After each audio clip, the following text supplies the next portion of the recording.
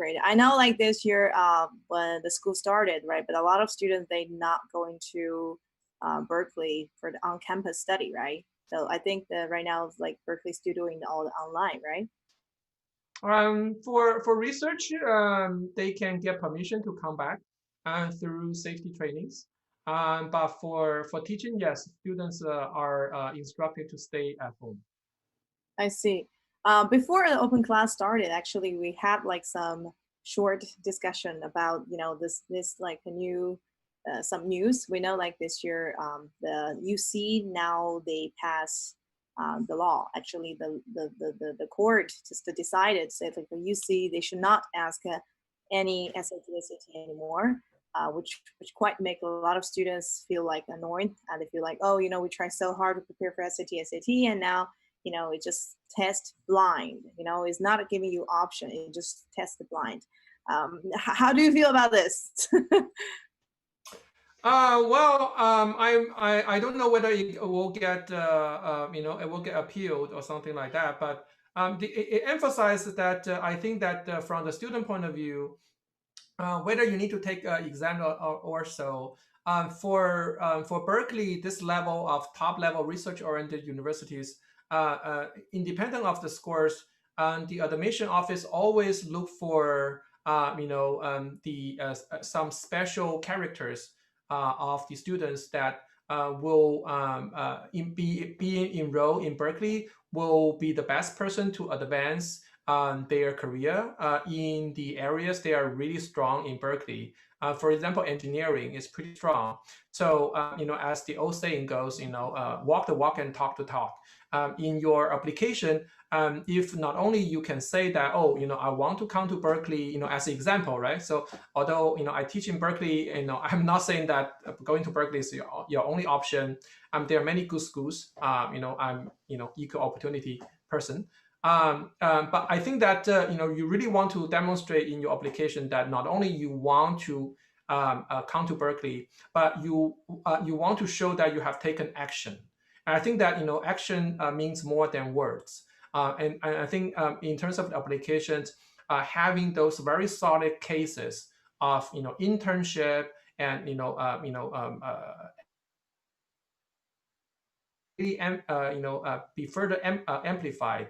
Even in the situation that Berkeley possibly will not consider SAT. Yes. So I just want to just go do a quick summary before we start to today's topic.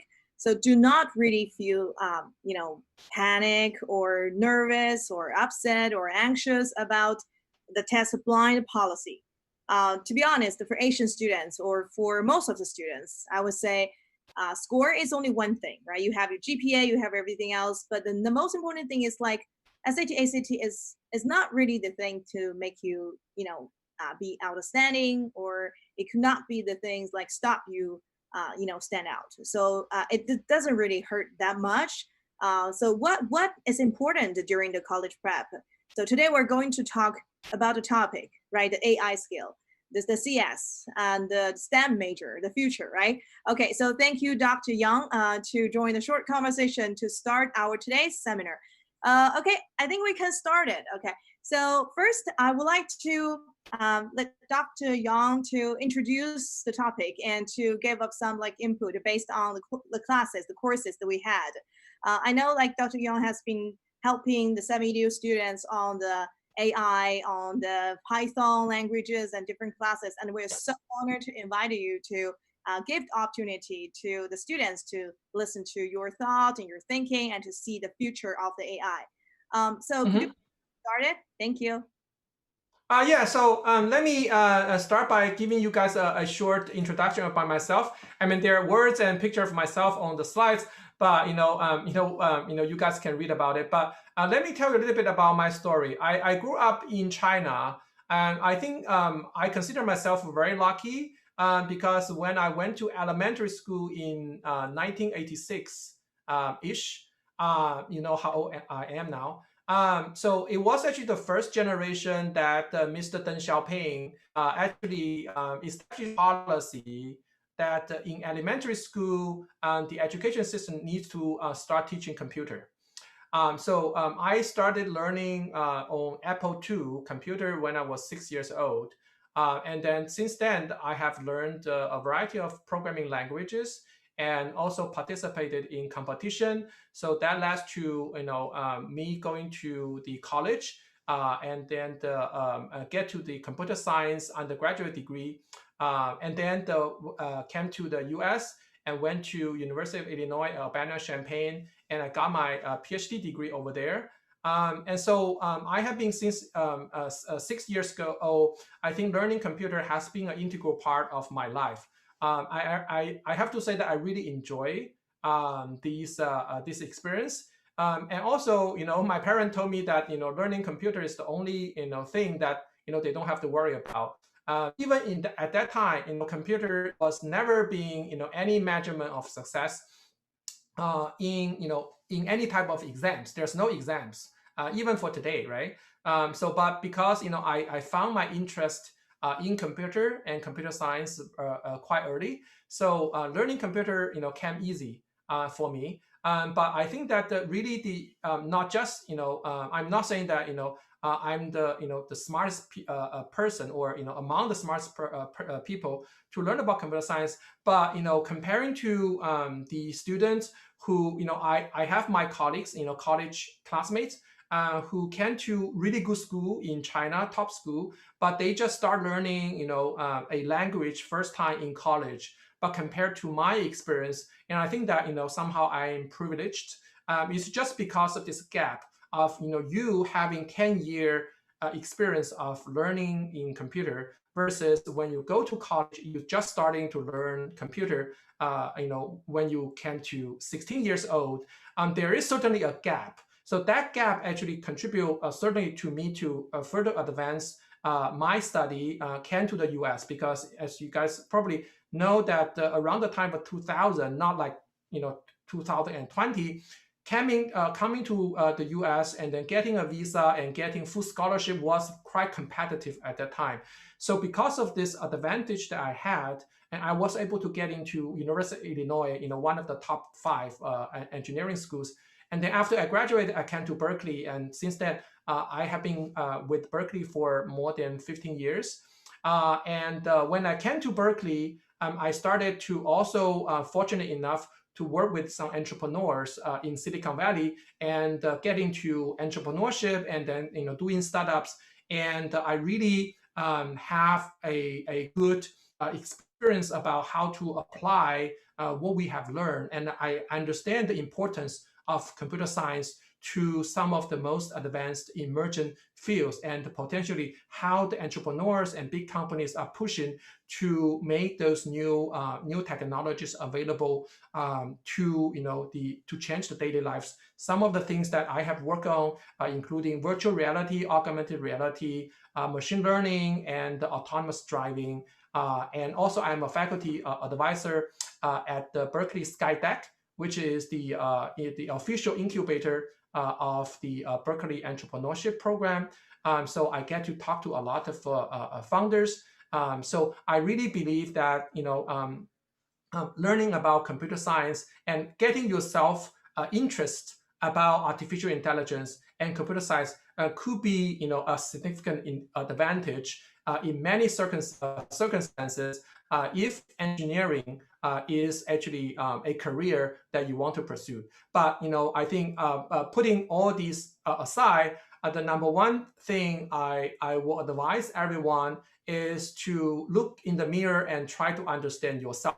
If you want to dedicate 10, 20, 30 years of your career looking after your graduation, and then try to convince yourself, find out whether you have the talent or you have the passion to overcome many potential difficulties, and then remain true to be able to be part of a revolution and movement to make computer science and make artificial intelligence to be more tightly integrated with our daily lives. So there are so many examples, because we just started this conversation. So I will, get back to, Jun, and see, what kind of detailed questions we can talk about. Yeah, this is so great. And actually, I feel like, to study the computer science, a lot of students or parents, they feel like, oh, if we study computer science, so it's going to be easier for the job market. But today, with your introduction, I believe like more and more parents probably want to think in a very different way, going to be more aggressive. For example, oh, my kids want to learn CS not only to get a better job one day, but maybe he can create something, and be part of it. Maybe is another, startup or a great company, right? Who knows? Because they are the future. And we do believe we should motivate them to have a bigger dream, right? The bigger you think, the more possibility you can get in the future, right? So, well, I think this is self-introduction time. Okay, I am June. Most of the students, I think they already know me, and I believe I'm a very passionate for the education. Actually, I am. I have been working on the online learning and K-12 learning for my past 17 years, and I started 7EDU in 2014, and I have been helping many students achieve their dreams. So my belief is like every student deserve, their personalized education plan. Some of them they want to go for the direction for the STEM. Some of them they want to go to like a law major or different majors. So as a counselor myself, I also helping students to discover their potential and their direction. Yeah, I think we can just get back to our topic today. Yeah. All right. So the first one we probably want to answer the question that are collected by the our team, and we know like a lot of students and parents they have the same question, and we have been asked the same question over and over again. And that's starting from the first one, Dr. Yang. Yeah. So the first question was what to expect if you want to apply as a CS major student. Right. So there's a lot of movements in here, including the first topic that we just really lightly touched, which is what happens if UC does not consider SAT scores, right? So I don't know, but I think that what remains true is that so there's certain persona or student profile that I have seen that very common to students coming to Berkeley. For example, I will say that a lot of students of course, I'm talking about engineering students. They actually, when they come to Berkeley, they already know programming languages very well. They know about open source, they know GitHub. So actually, if you talk to a average Berkeley engineering student, they will actually say that they learn Python in high school. In fact, I don't know if you guys know that Berkeley does not teach programming. So either you learn in high school or you learn that you self teach yourself. The Berkeley professors will not teach programming. We will assume that you will be fluent in programming in certain languages. So that's number one. Number two is specifically to Berkeley. You guys probably know that there are two different tracks if you want to apply CS. I am actually in EE, electrical engineering. There are a lot of some variation in terms of working on the hardware. So if you are really hands-on person, you want to get your hands dirty and you want to do 3D printing, you love circuits, you want to design things, probably EE is your is something that you want to consider. But for the CS, there are two tracks. Number one is you directly apply to college engineering, but there's another college of science and letters. You can apply there. The difference is if you apply to college engineering, then you are committed to do EECS. Of course, the competition is a little higher, but that doesn't mean that the EECS student is necessarily better than other students. It's just their bar is a little bit higher in terms of what they can see. If you apply to science and letters, at least so far, there is an option that you can choose computer science from the College of Science and the Letters, but you will not be specifically learning ECS. And I think that they emphasize more broader curriculum. And then by year two, you can petition to choose computer science as your major. So that is a separate track in the College of Science and Letters. It depends on whether you want to come to Berkeley directly committed to ECS, or you want the flexibility to learn science more generally. You learn math, you learn statistics, and then by year 2 you can declare that you want to declare that, oh, I want to stay in the last 2 years to learn about computer science. So in terms of the, I think in terms of the setup of the program, that's what I know for the situation in Berkeley. I do have a question actually. So we know like a lot of parents, they try to push their kids, or not push, maybe let's change a different word, like lead their kid into the CS major. But I do see a lot of students, they are very good in the science major, physics or math, or even, different computer science major related courses, but is still interested in some other major, for example, politics or education, law, maybe they want to go to the liberal art direction. So what do you think about, this kind of situation? Do you think like students, if they're good in math, they need to go to the CS major for sure, or only the students who have passion for the CS? Yeah, I think a lot of the decision, when we just talk about it, it boils down to very abstract, conceptual discussion. Probably, it will be difficult to have this conversation with the students. What I would recommend is something I heard. I'm thinking about how to educate my kid. And for example, if you want to, because I learned playing the violin when I was a kid, and there are different ways to learn that. I mean, if we teach that, my father's way, you will hand your kid a violin and say play it, and then go to a class, every week, and then try to be good about it. But when I came to the U.S. and I learned about a different way, which is you first bring your kids to concert, and then you play some music. And then you want to ask your kids, are you interested about getting involved with learning some kind of instrument, right? So that is getting to your kids to be interested about learning something, and then take the initiative on your kids' side. I think that is probably the U.S. way. Certainly, I think that probably will be better than doing this extracurricular thing as assignments. Now, in particular to computer science, what could be the actionable item, equivalent to bringing kids to a concert, so that when the kid listen to music, they felt interested about learning instruments. I will say that it's about a language.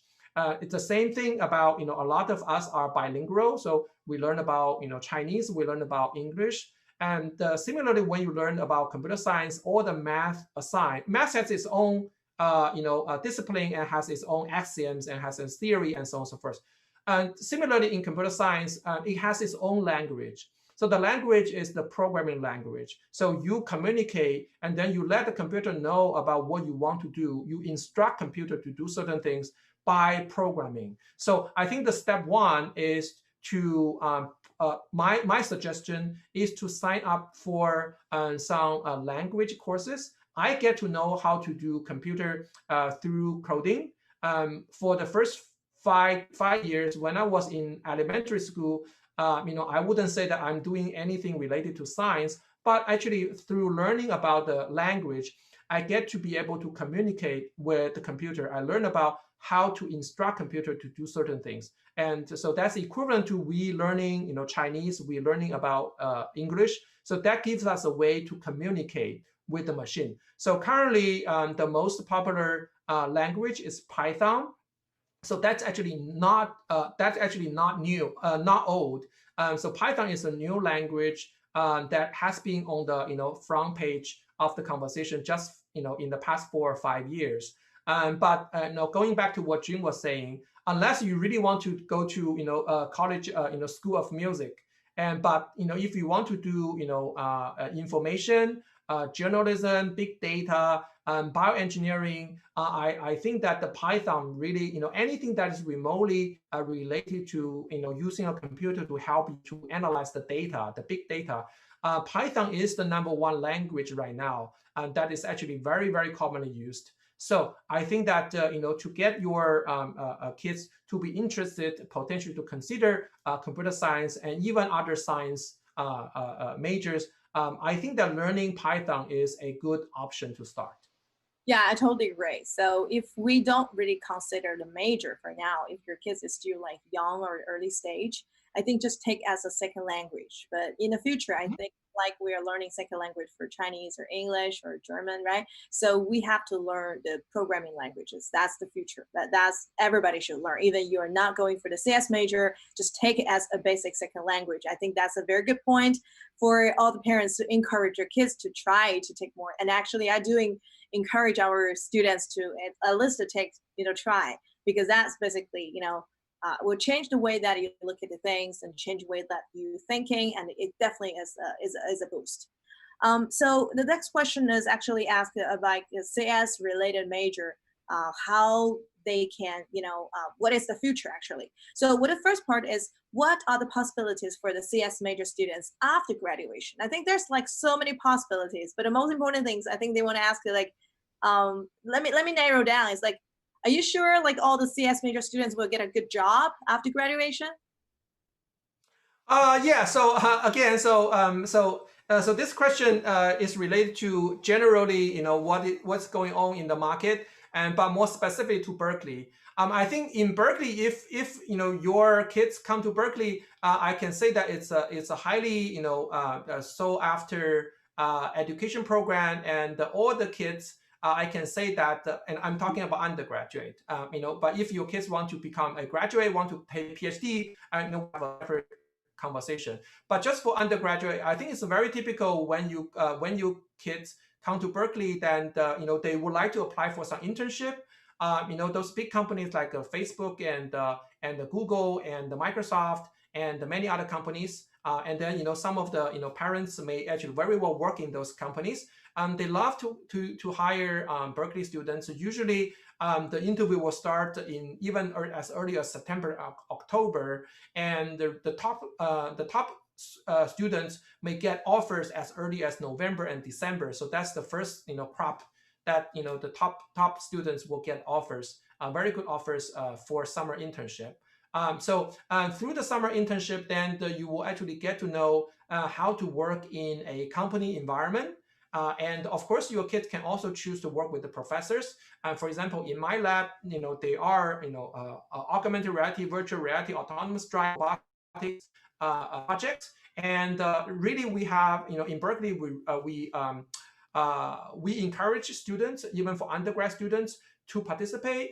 If you join any of our project, you will see the really healthy pyramid composition. So we have the highly motivated graduate students that lead the team, and then we have a master students that some of the master students come from the Berkeley MBA program, so they really bring in the entrepreneurship and the business side that the undergrad students may not have the experience. But then the base of the our research project, many of the research projects will have a healthy number of undergraduate students.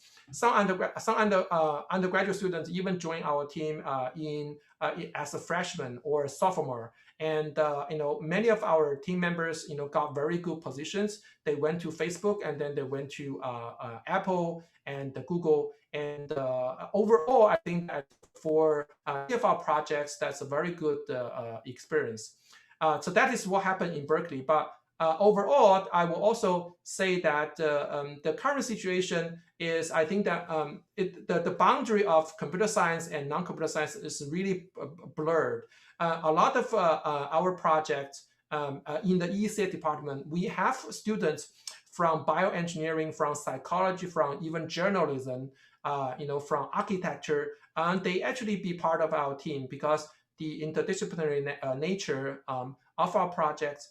As I mentioned before, as long as you remotely need to analyze big data and then you need to automate certain tasks, and then you want to use computer in your experiment, I think that the most newest technology, for example, artificial intelligence and Python programming, will actually help you in your study. I think that that is the what's going on in the CS major right now.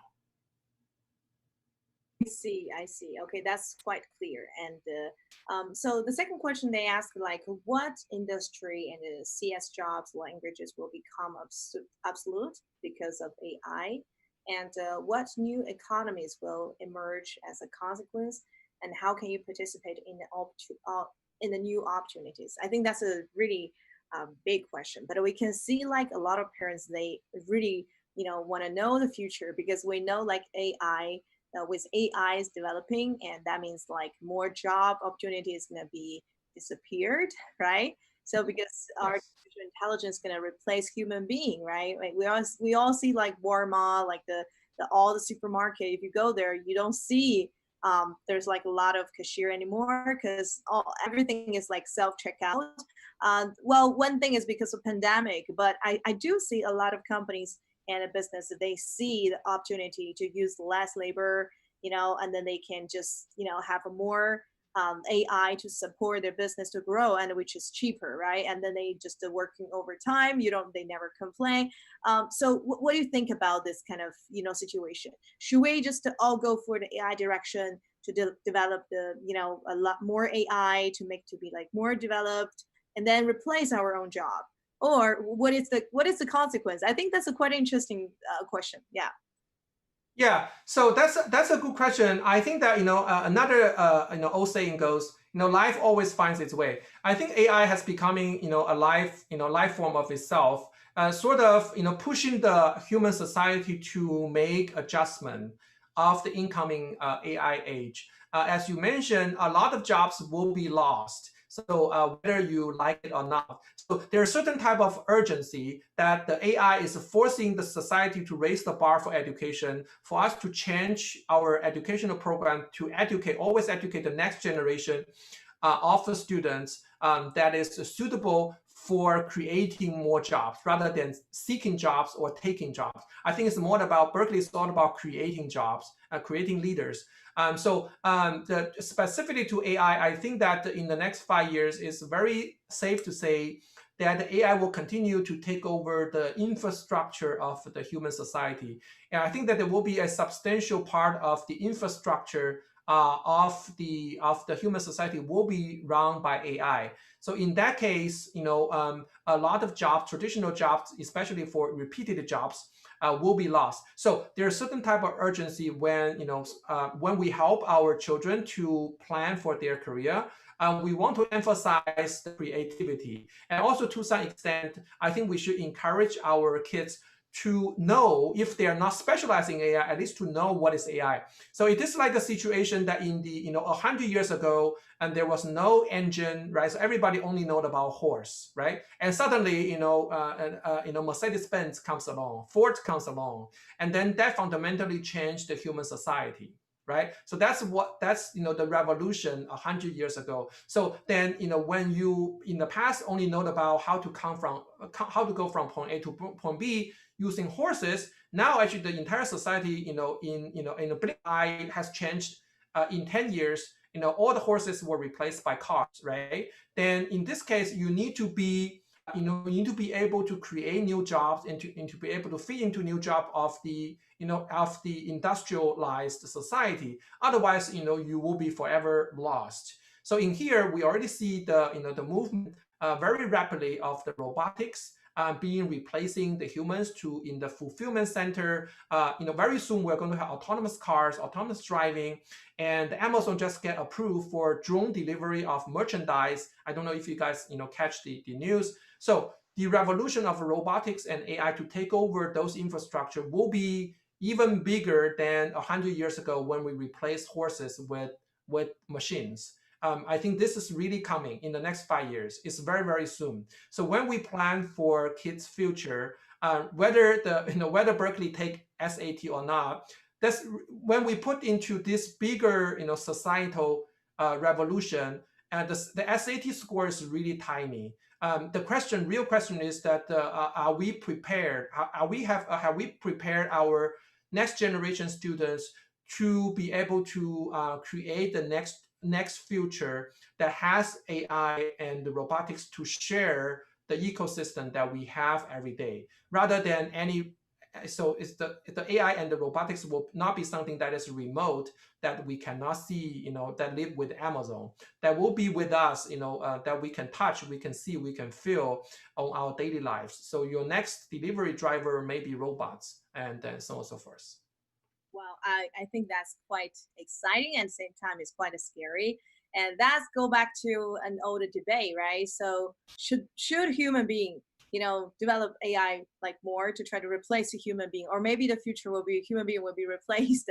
Okay, so on the other hand, we do see, right? So from I feel like from now, at least we know like how we're gonna prepare our kids, right? Either you're gonna encourage your kids to go for the AI languages, be familiar with all the top technology, because that's future. You definitely will find a place or find a spot in the future, or you just totally go to another direction. Find something like artist, right? Like something like the robotic or the AI will never replace you, right?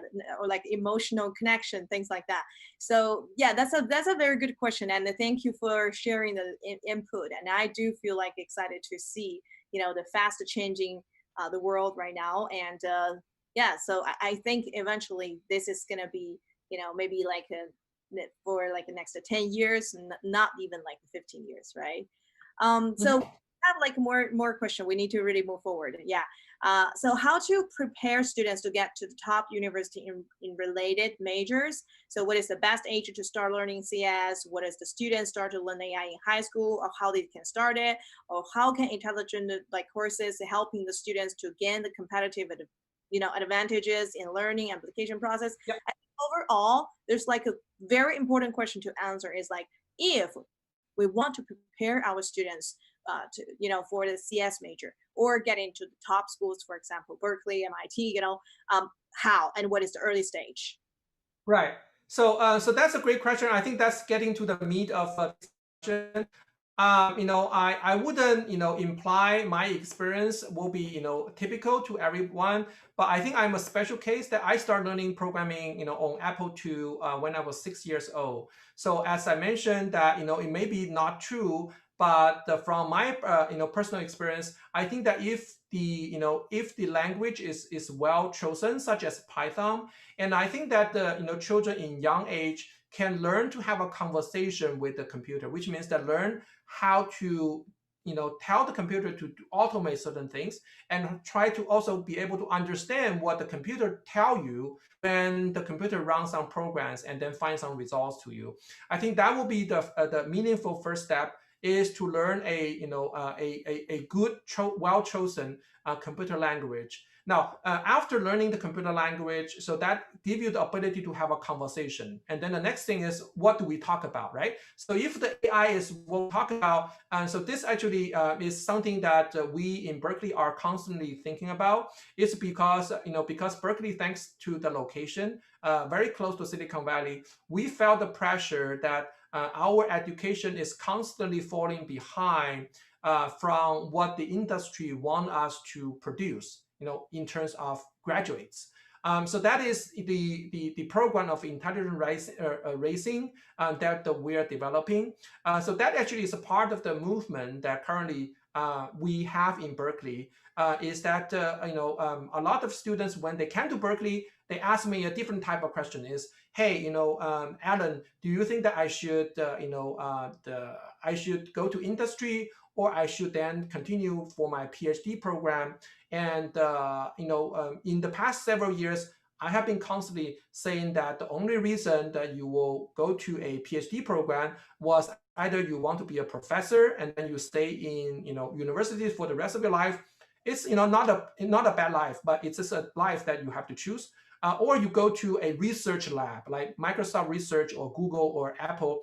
But for the most of the masses, probably taking a good education in undergrad, a master degree will be good enough, because really, if we want to produce the next generation of educator, next generation of of leaders, taking a 5 to 6 year PhD degree will be way too long.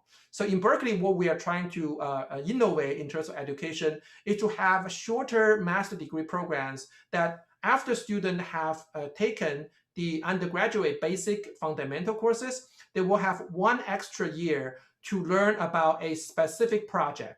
And then they will go from the beginning to the end, from conception and from execution, and probably in the middle they have to pivot because of some difficulties, and at the end they can present a research result or a project result. So this experience is also very, very valuable. And from a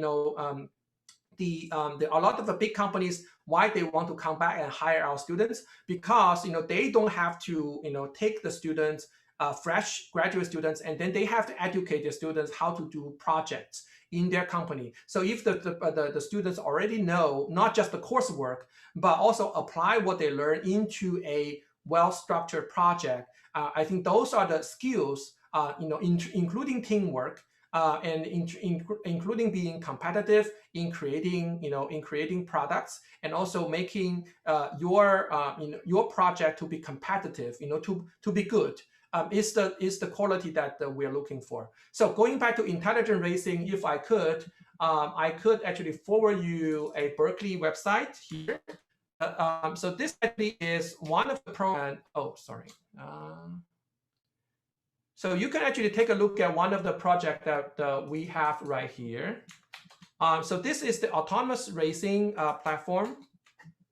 So in here, so the reason we developed this program is actually change the way that if people want to learn about AI, learn about autonomous driving. So we are actually we are intertwine our education into a competition, and also making extracurricular research fun to students to learn. So it is not structured entirely as a course project, but we have our own racing platform, and we have our open source software, so the students can be part of a society that they can contribute to this project, going over the entire pipeline of this development. As the student get through this experience, and will be more competitive in the job market. And going back to your question about applying to Berkeley, I think my advice will be very similar. Going back to my previous question, is that I think that the admission office, now in addition to looking at your scores, now if they don't look at your score, I don't know what will happen. This is new to everybody. But I think that what we are looking for is persona, is aptitude.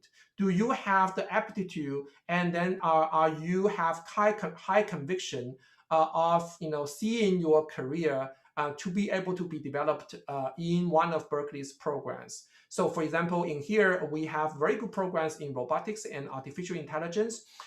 If in your application apply to Berkeley, not only you say that you are interested about machine learning, artificial intelligence, but you have take the initiative of taking some projects, have done some research projects that is part of Berkeley, and I think that will be a good application. That will be a good statement to show that you have the aptitude, and then you are actively taking initiative to learn about a program that is strong in Berkeley.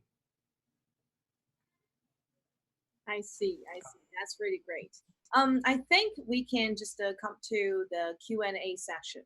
We do have the students asking questions. The first question is,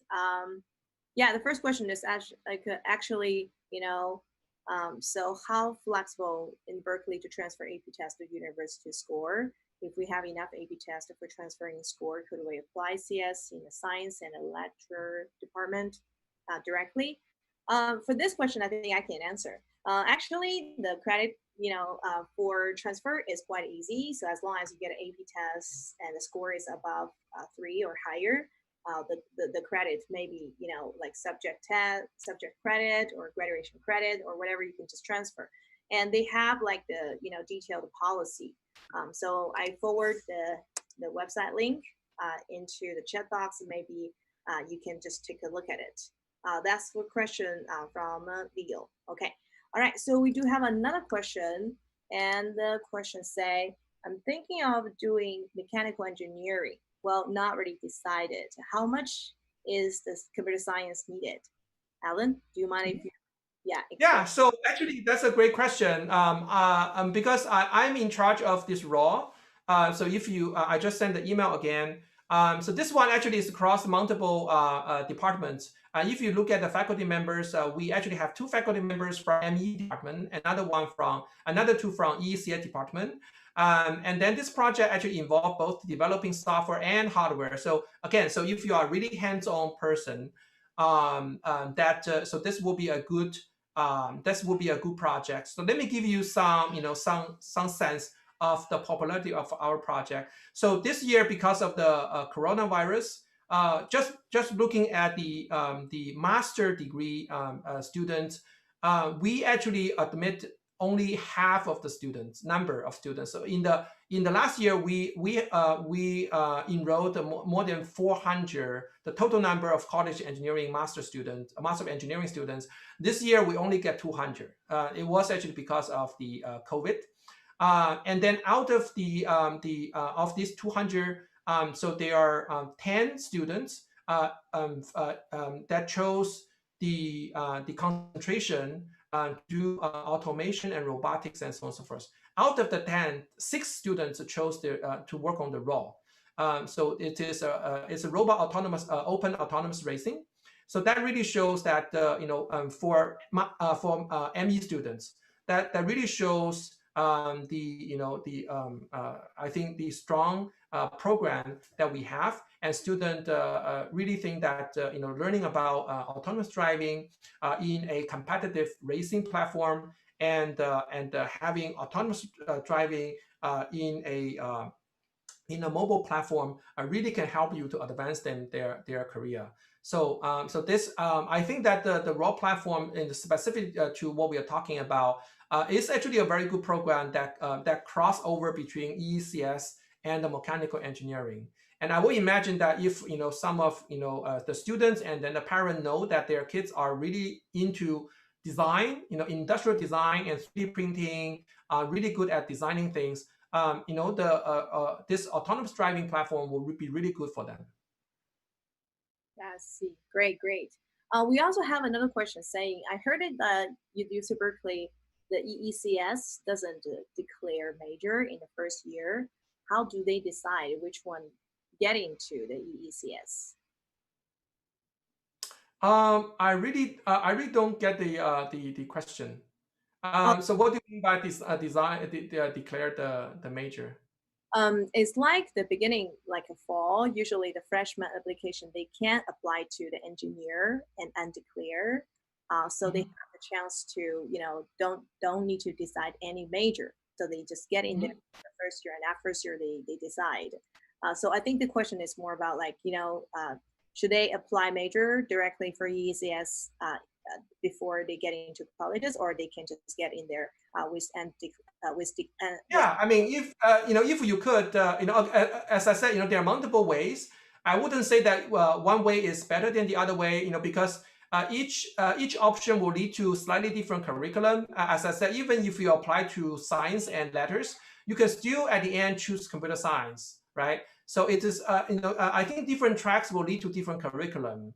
And then your courses will be slightly different. One program is emphasizing broadness, and one the program is emphasizing more depth. So I think that's just the difference. But I wouldn't say that what the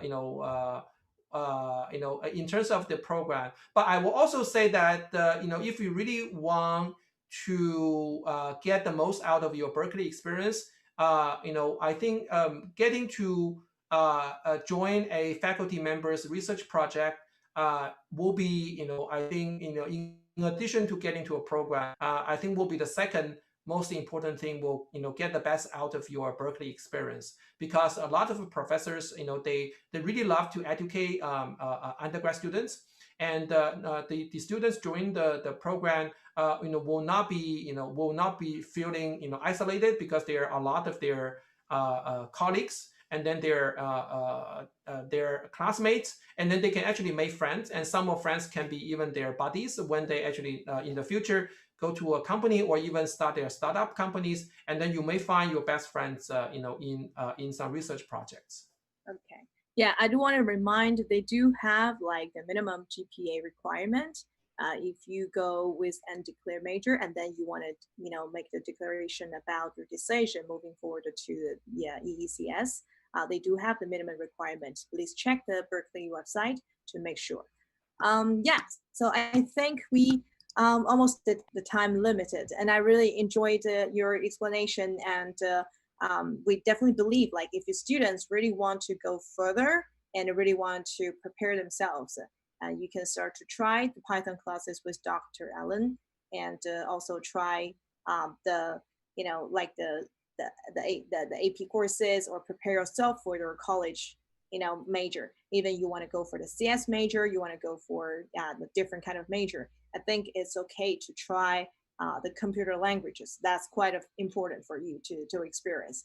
And thank you, Dr. Yang, to just to try to save some time for us, for the students. And I do see the passion that you want to help the younger kids to be successful in the future. Like you mentioned many times, you say whenever you see a students which is really intelligent in the CS and really passionate about computer science, you feel like you are finding a good like treasure. That I do understand the feeling. Yeah, but thank you so much. Yeah, I mean, yeah. Yeah, so I felt that I every year I met talented undergrad students. I think the best Berkeley undergrad students is as good as any PhD students you can hire. Of course, when they get into PhD or join a company, I think they are really at the Mark Zuckerberg level. Every year I met students, I look at them and say, this person can be Mark Zuckerberg. Yeah, so if you want to try and to see if you have talent, or you want to communicate with Dr. Yang, welcome to join his class and to ask a question. Maybe you are the next Mark Zuckerberg, right? Who knows, right? Okay, thank you so much, Dr. Yang, and thank you everyone for the time. And we hope we can find the time to invite you back again, Dr. Yang. Thank you. Looking forward to it. Yeah. Have a good weekend. Bye-bye. Okay, thank you. Thank you. All right, so if you are interested in our online events, or if you want to know more information about a college application, the college policy changed, and also all the related academic plan of support, feel free to contact us. And 7EDU, we offer one-stop solution for your whole K to 12th grade academic years. And we want to reach out to help. And if you have any question, just let us know. And see you next open class. And we want to bring more interesting topic to you guys. And please follow us on the Twitter and YouTube channel, LinkedIn, 7EDU blog. And we just share a very interesting article. It's about AP, how to get a full score. It's written by one of our students.